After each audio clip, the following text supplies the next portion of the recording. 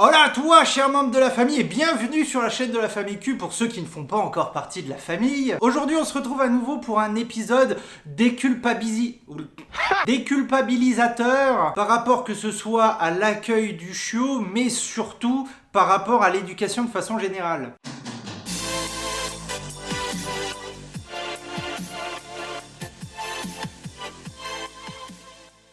Donc aujourd'hui, on va traiter succinctement, gentiment, pendant que le chat fait caca dans sa boîte, comme d'habitude à chaque fois que je tourne des vidéos, du fait qu'on ne peut pas être partout.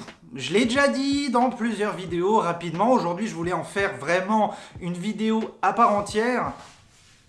Putain, ça frotte dur. Et pour faire suite un petit peu à la vidéo de la semaine dernière, une vidéo déculpabilisante également.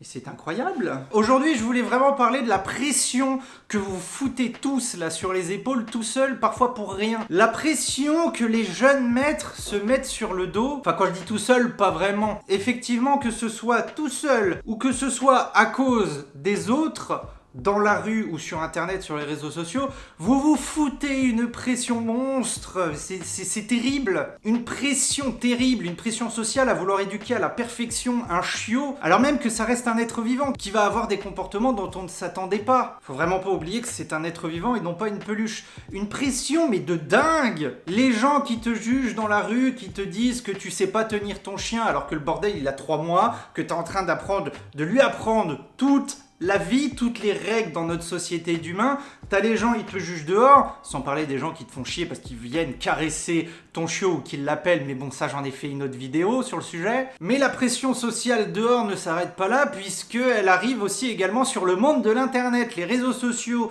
où t'as les gens avec leur joli compte Instagram. Bien sûr, la famille Q a un joli compte Instagram. N'hésite pas à le suivre d'ailleurs. Des tout beaux comptes avec des belles photos, des beaux discours en mode on a accompli ci, on a accompli ça, et jamais de négatif. Rares sont les gens qui parlent de négatif sur Instagram ou autre. Mais bordel, c'est quoi le slogan de la famille Q? C'est tu vas en chier. Ça veut dire quoi? Ça veut dire que tu vas en chier. Parce que de façon générale, ce n'est pas facile.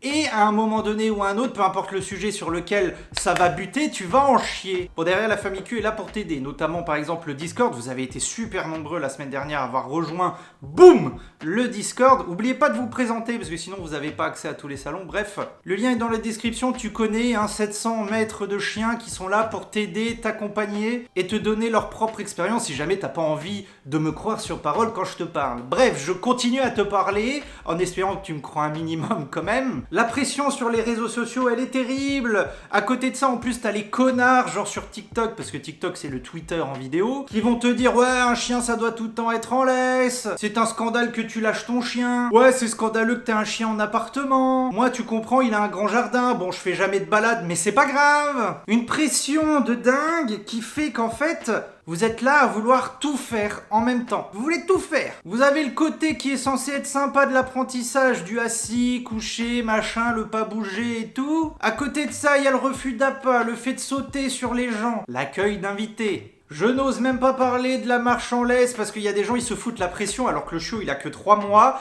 direct à vouloir faire de la marche en laisse, alors que non.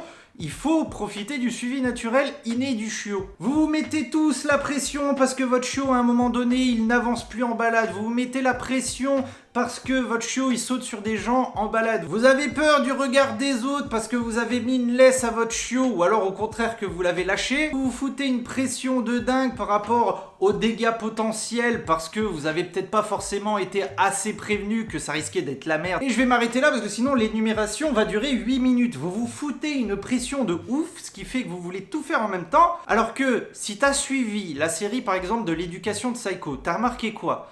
T'as remarqué que l'apprentissage, on ne faisait pas tout en même temps. On voyait point par point, au fil de l'eau, au fur et à mesure que Psycho grandissait, pour ne pas avoir à tout traiter d'un coup. Donc si jamais tu n'as pas vu cette série, je t'invite à aller la voir. Et là je te parle du chiot, là je te parle de l'éducation, c'est-à-dire l'apprentissage de la vie à ton chiot. L'éducation d'un chiot, c'est ça, c'est lui apprendre à vivre correctement dans notre société d'humains. Sauf que ça prend des mois. Mais ça s'applique pas qu'aux chiots, ça s'applique aussi aux jeunes ados, ça s'applique aussi aux jeunes chiens adultes, mais aussi aux chiens adultes. Je te prends mon exemple, la petite valeur ajoutée de chacune de mes vidéos avec l'exemple avec Olive. Ça fait beaucoup de avec. Olive, tu le sais, j'ai commis beaucoup d'erreurs d'éducation quand elle était chiot, quand elle était ado et quand elle était jeune adulte. Ensuite, grâce à la famille Q, je suis devenu largement meilleur, de par les connaissances, de par le retour pratique de centaines et de centaines et de centaines de mètres depuis 3 ans. Donc Olive, depuis 2 ans, je recadre avec le temps ces choses foireuses. Notamment la balade en laisse en semi-libre, ce que j'appelle semi-libre, qui était pas trop cadré. Par exemple, avec moi moins, mais avec Julie, elle tirait beaucoup en laisse. Avec ma mère, laisse tomber.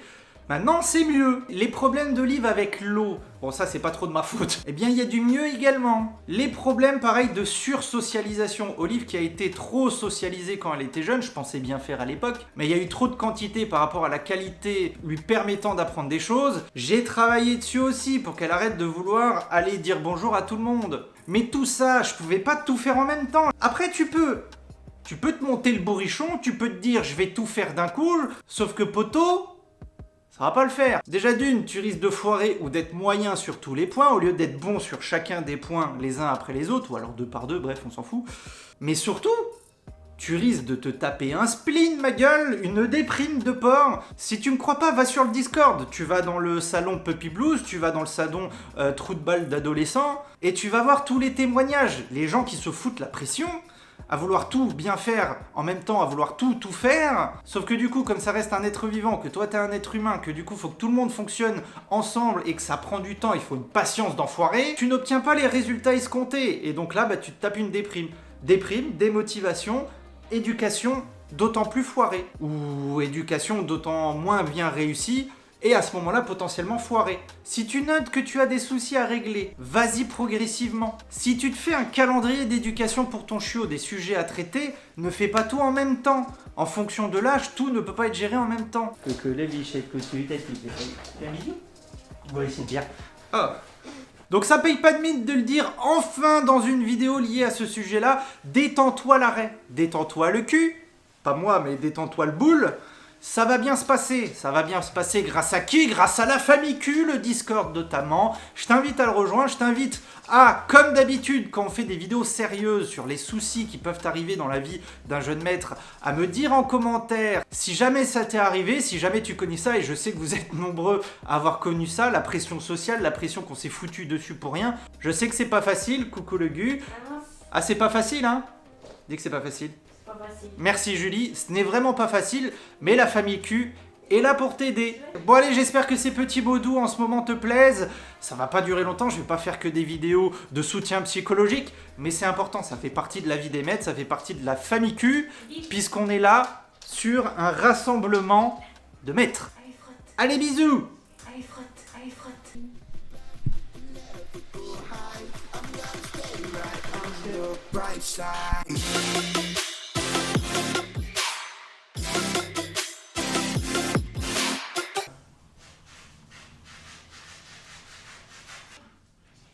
Putain mais t'arrêtes de chier!